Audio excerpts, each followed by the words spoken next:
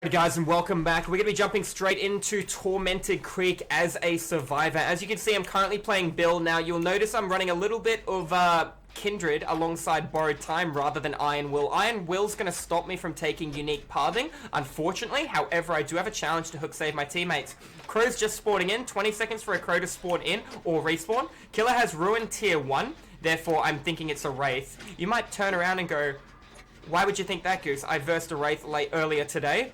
That was running Ruin on Wraith. He was a rank 10 killer and his name was Friends. Kind of like the TV series. I'll be there for you. Alright.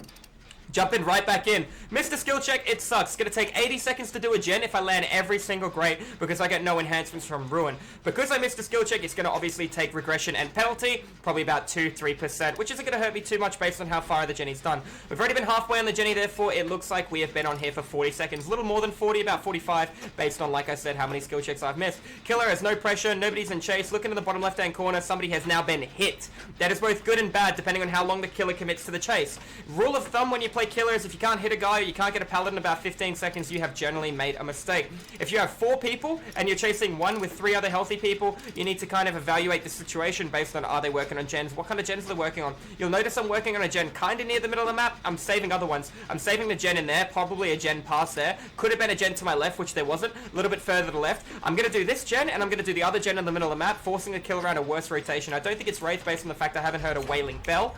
My teammate has been hit, he's lost 1 gen, and let's see how close behind my other teammates are. I give it 10 seconds and another generator will pop. Hopefully, if my teammates were doing their objective. Looking through the middle of the board, it looks like we got nothing else in the center. I will be going for this one here. I'm looking also around to make sure I'm not giving the killer a 3 gen.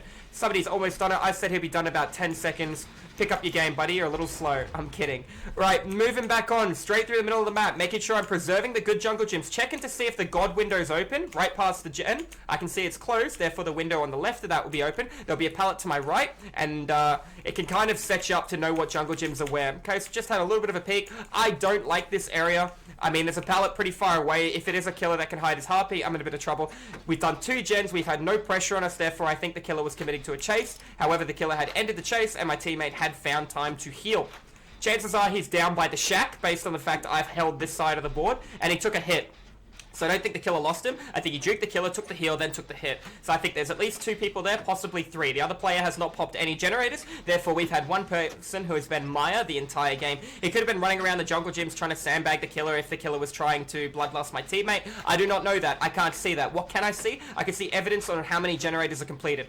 2 jennies have been completed, 1 by Dwight, 1 by me. I'm currently on my 2nd generator, which is already halfway done. Therefore, I've done over 120 seconds of productivity work on the generators. Currently, 2 people are Maya right now, based on the fact the killer is probably chasing the injured guy, and I'm not sure what else is happening. If we do pop multiple jennies, adrenaline, and the game will be over really, really quick.